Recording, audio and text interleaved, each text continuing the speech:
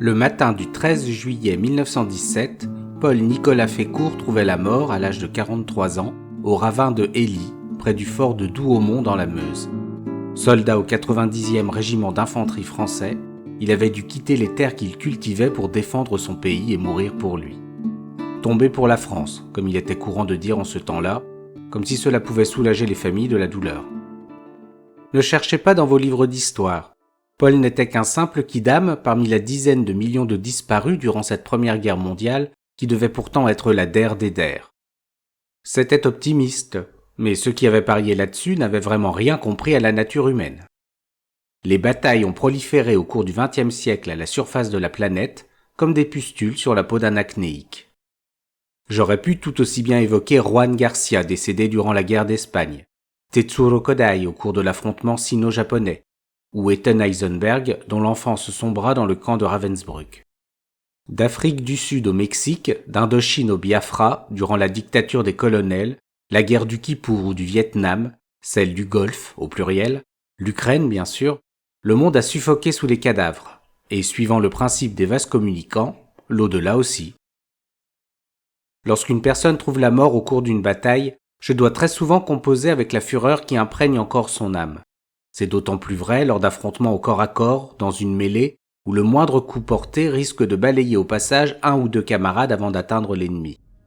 Avec l'évolution de la technologie et des armes, c'est davantage la surprise qui domine, car bien souvent, les victimes n'ont même pas le temps de voir leur fin arriver.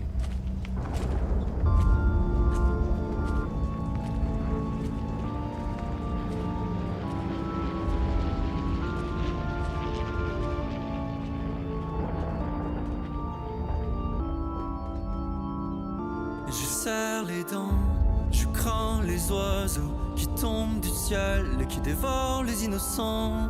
Mes beaux efforts, ils n'étaient que pour toi. Mes genoux me font mal, je fais le mort comme un enfant. Et j'ai mal, j'ai perdu le combat. J'ai si mal,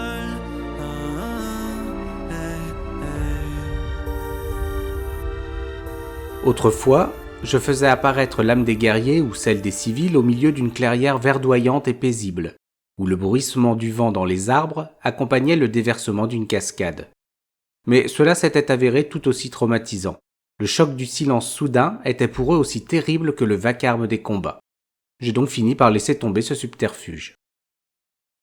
Bien entendu, il y en a toujours qui veulent continuer à en découdre. Et à leurs yeux, je suis un ennemi rêvé. Mais cela se trouve fort dépourvu en découvrant que leurs armes ont été remisées au vestiaire avant d'apparaître devant moi. Que voulez-vous ? Je suis une pacifiste dans l'âme.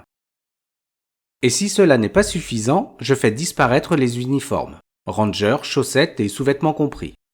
C'est étonnant comme un soldat à poil ne cherche plus son arme, trop occupé qu'il est à utiliser ses mains pour une toute autre raison.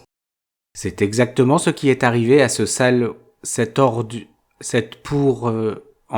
ce petit homme nerveux et abject, dont l'affreuse moustache n'avait d'égal que son mauvais fond, et qui, après avoir empoisonné sa famille et s'être tiré une balle, a jeté son regard perçant sur mon royaume avec des envies de conquête. Mais il a tout à coup fait beaucoup moins le malin d'y fait salaire. Mais laissons là ce sinistre individu que beaucoup de ses contemporains auraient aimé. Non, attendez, la phrase ne s'arrête pas là, je cherche le mot juste. Que beaucoup de ses contemporains auraient aimé éliminer, abattre, supprimer, estourbir, dézinguer, buter, déquiller, descendre, flinguer, revolvériser, liquider, rectifier, refroidir, trucider.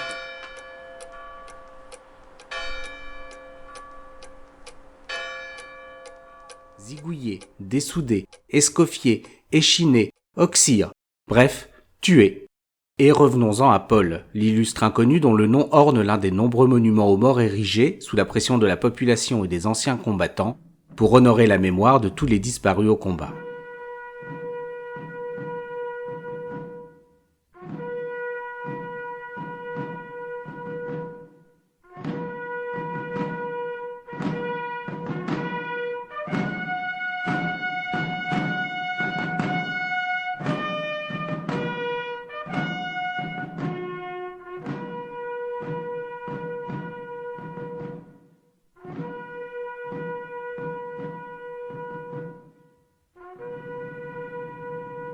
La nuit précédant sa mort, Paul a eu une vision.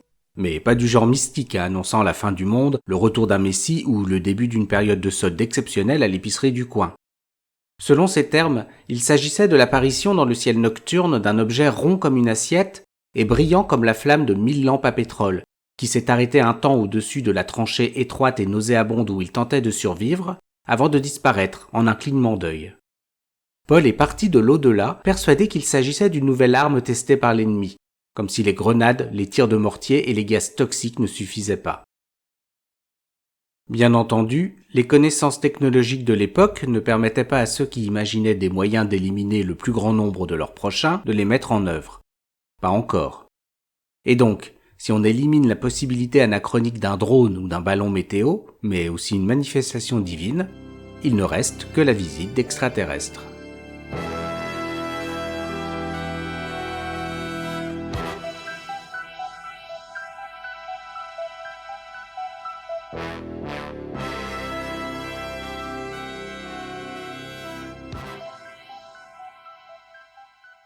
J'en imagine déjà certains se plaindre. C'est pas vrai, elle ne veut rien dire sur ce qui se passe vraiment après la mort, mais elle va nous faire croire que les aliens existent. Il se trompe complètement, je ne cherche pas à vous faire croire quoi que ce soit, c'est même le cadet de mes soucis. Et puis, croire, c'est laisser une place au doute. J'affirme donc en toute simplicité qu'ils existent. En revanche, ils ne vivent pas sur Mars. Et aucune petite créature, mélange de carlin et d'un vieux pruneau avec un cigare allumé dissimulé dans son doigt, n'a cherché à joindre sa planète par téléphone. Ça, c'est une certitude.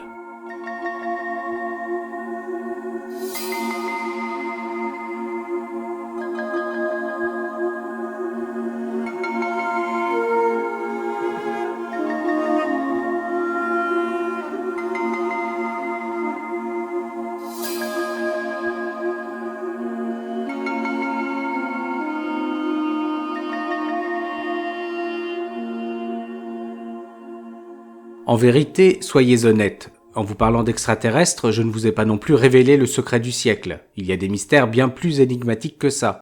Par exemple, comment diable le pantalon de Hulk lui permet-il d'éviter un grand déballage lorsqu'il se transforme ? Le changement climatique finira-t-il par avoir des conséquences sur les pizzas 4 saisons ? Si les réseaux sociaux ne rendent pas plus cons, est-ce qu'ils ne font pas en sorte que cela se remarque davantage ? Et puis, concernant l'existence des extraterrestres, vous aviez des indices sous votre nez, et depuis belle lurette. Je ne parle pas des pyramides, des moailles de l'île de Pâques, ni des géoglyphes de Nazca. Je l'ai déjà dit, vos ancêtres étaient tout à fait capables de les bâtir sans aide extérieure. Mais des visiteurs imprudents se sont retrouvés, bien malgré eux, représentés dans des grottes, comme à Altamira en Espagne, ou dans le temple maya de Palenque. Au Japon, en la première année de l'ère Katei, c'est un certain Suketoshi, membre de l'armée du général Fujiwara no Yoritsune, 4e shogun de Bakufu de Kamakura, qui rapporta avoir observé une lumière au mouvement erratique, semblant danser et tourner en rond dans le ciel, près de Kyoto. S'il a fini par accepter la version officielle donnée par un groupe d'enquêteurs scientifiques, qui conclurent que c'était le vent qui avait fait trembler la lumière émanant des étoiles, la science du XIIIe siècle était ce qu'elle était. Suketoshi m'a confié qu'il ne fallait pas le prendre pour un hameux, et ce qu'il avait vu 20 ans plus tôt ressemblait quand même furieusement à une sphère de lumière, et pas seulement un mirage atmosphérique distordant la trajectoire de la lumière céleste. Il ne s'est plié à la vérité admise que par respect, et ne pas passer pour un fou. 750 ans plus tard, Amélie Poulangeard du hameau des Gourdiflots, bredine jusqu'à l'os, ne s'est pas du tout fixé ce genre de limite. La vérité, c'est une certitude aux frontières mouvantes. Si ma révélation sur l'existence, appelons-les des créatures, ou entités, ou formes de vie, ou visiteurs, à votre convenance, mais extraterrestres, ça c'est sûr. Si ma révélation donc peut vous déplaire, elle va ravir les fans de X-Files, qui se sont tapés 11 saisons pour finalement ne plus parvenir à démêler le vrai du faux.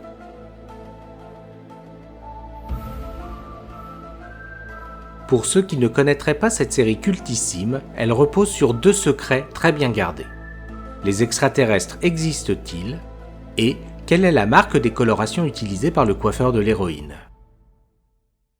X-Files, c'est l'histoire d'un agent du FBI obsédé par la disparition de sa sœur, kidnappés par des êtres venus de l'espace alors qu'ils étaient encore enfants, et qui se jettent, dans l'espoir de dénicher des indices, sur toutes les affaires un peu cheloues dont il a vent, avec la ferveur d'un pou découvrant un nouveau crâne à coloniser. Sa coéquipière a l'esprit scientifique, à l'âme religieuse et à la couleur de cheveux hésitant sans cesse entre le blond vénitien et le potiron de Genève, se rallie finalement à sa cause, tandis que lui se met à douter de plus en plus. Présence alienne ou conspiration mondiale, les deux équipiers cherchent sans cesse où se cache la vérité qui se dérobe un peu plus à chaque saison. Leur unique certitude, c'est qu'elle se trouve ailleurs.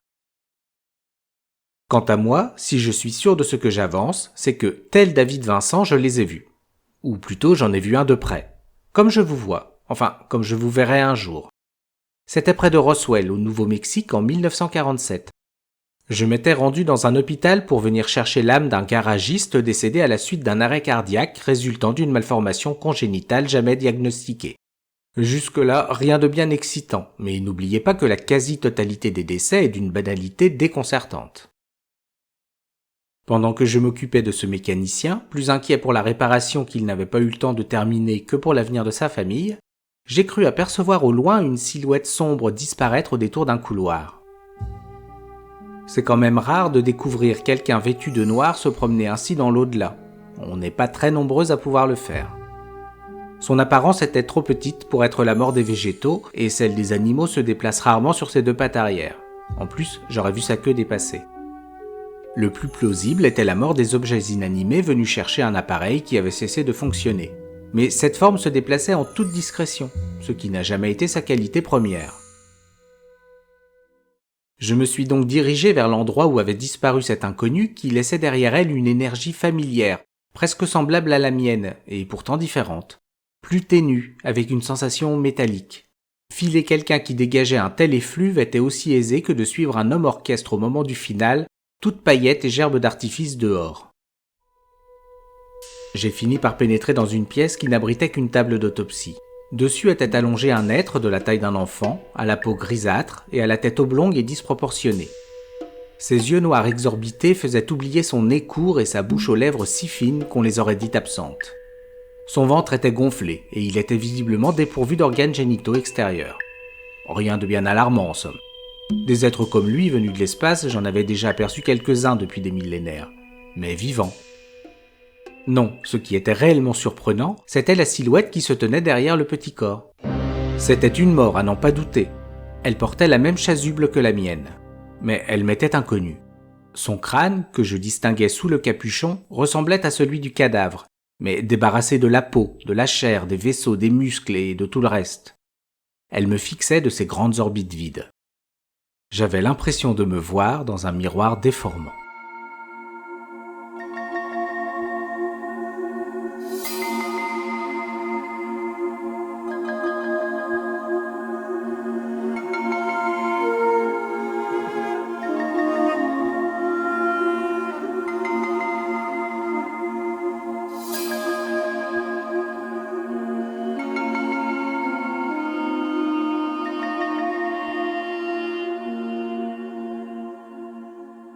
Je me demande encore combien de temps nous serions restés à nous observer ainsi dans la plus grande impassibilité si je n'avais pas rompu le silence en me présentant. Enchanté, je suis la mort. Ce à quoi mon étrange collègue a répondu Jan atraxis axostoclaphan to. Pardon, je dois m'adapter à votre langage primitif. Je disais, sans blague, j'ai cru un instant que vous étiez un manche à Zygon. Ah, comment vous dites un manche à balai, avec un drap dessus. Solidarité professionnelle oblige, j'ai préféré ne pas relever ces remarques sarcastiques et pour le moins désobligeantes. Et puis, j'ai le sens de l'hospitalité. Et vous, vous êtes ? Je suis la mort. Vous n'êtes vraiment pas très perspicace. Je sais bien, mais la mort de quoi ? Des raxacorico-psychogonphalapasilutoriens. Des quoi ? Raxa-corico-psychogonphalapasilutoriens. Mais vous pouvez dire des rax si c'est trop compliqué. Piqué au vif, je me suis senti obligé de lui prouver que cela ne me posait aucune difficulté. Raxa-corico-psychogonphalapasilutoriens. Et donc le corps inerte sur la table, c'en est un ? Non, une espèce rare de lapin avec une grosse tête. J'ai encaissé cette réponse absurde qui, je dois l'avouer, m'a tout de même fait sourire intérieurement. Et puis, je n'allais pas juger une civilisation dont j'ignorais tout. Peut-être que ce qui me semblait être du sarcasme était leur façon naturelle de s'exprimer. Mais qu'est-ce qu'il fait ici, sur Terre ? Rachnos. Du tourisme. Il voulait savoir à quoi ressemblait la planète. C'est qu'elle est très connue dans l'espace. On la surnomme la petite planète bleue. Ah, vous savez, c'est aussi comme ça que les humains l'appellent. Vous m'avez pas laissé finir. C'est la petite planète bleue avec des trous du cul dessus. Bon, c'est vrai que, contrairement au fait que votre espèce se démène pour la dominer, vous n'êtes sans doute pas la plus intelligente de la planète. En toute objectivité, vous passez votre temps à vous tirer des balles dans le pied, ou à pourrir les conditions de vie de vos descendants. Ça, ce n'est pas agir avec intelligence. La mort des Raxacoricosycogonphalapacilutoriens m'a finalement expliqué pourquoi on vous surnommait ainsi. Même lorsqu'ils rencontrent des Thals, des aliens, comme ils les appellent, les terriens finissent toujours par se persuader qu'ils ont halluciné, que ce sont juste des êtres mal formés, ou qu'il vaut mieux faire comme s'ils n'avaient rien vu, et ainsi éviter de passer pour des fous. À bien y réfléchir, son analyse n'était pas totalement dénuée de fondement. Beaucoup d'entre vous acceptent de croire aveuglément au surnaturel, mais pas au fait qu'il puisse exister des civilisations bien plus évoluées scientifiquement sur d'autres planètes. Le cadavre sur cette table était la preuve que la science-fiction n'est pas toujours très éloignée de la réalité. Et il lui est arrivé quoi pour finir allongé là ? Son vaisseau a été détruit par un Gelt. C'est quoi, un genre de missile expérimental ? Non, un Gelt, c'est un pigeon. Il s'est fracassé sur la vitre de la navette, le pilote a paniqué et s'est écrasé au sol. Il y a des jours et des lunes où il ne vaut mieux pas sortir de chez soi. À propos, ça se trouve où chez vous ? À l'entrée de la constellation de la Grande Ourse, vous prenez à droite et ensuite c'est tout droit. Ah, ça vous fait un peu de route ? Oui, mais j'ai l'habitude. Les Raxacoricosycogonphalapacilutoriens sont de grands voyageurs.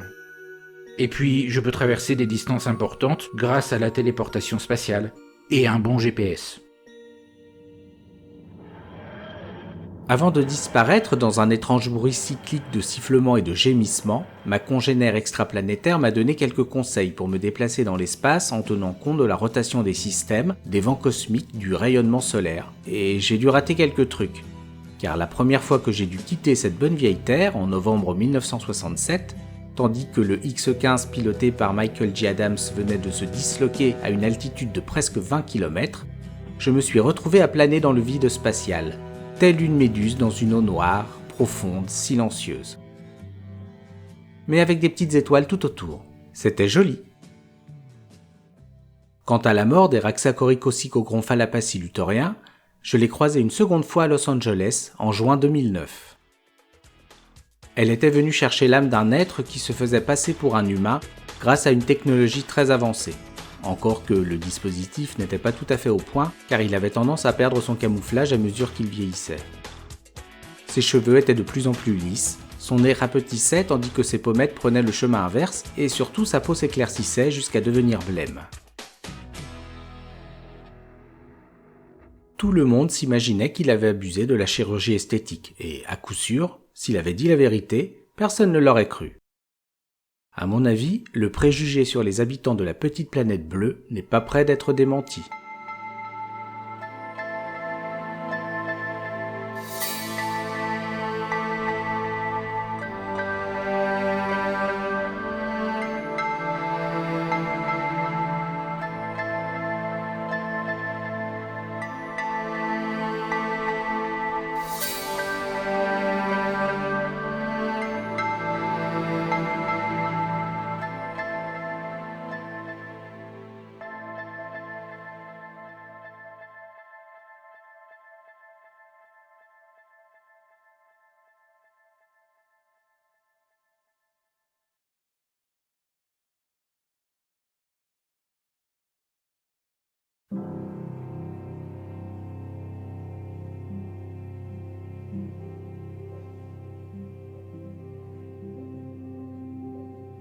Dans le jardin de mon père,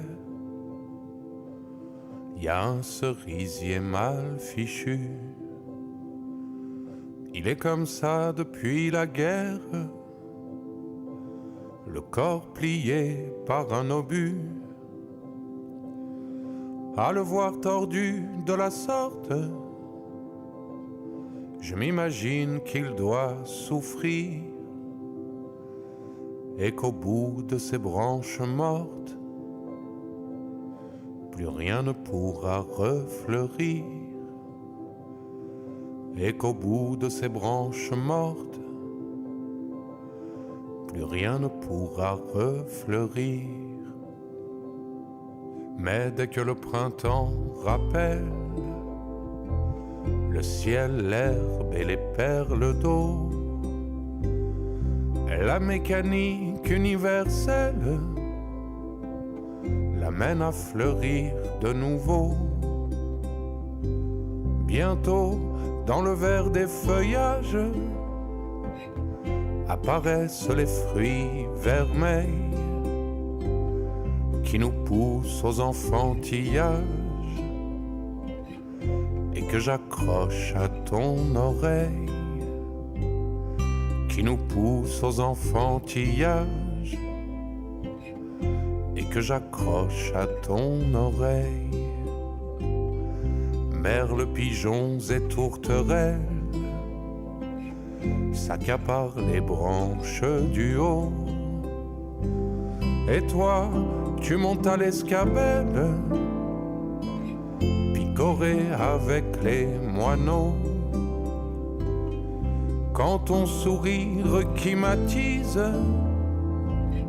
m'invite à regarder dessous, il est doux le temps des cerises et sa douceur me rend fou. Il est doux le temps des cerises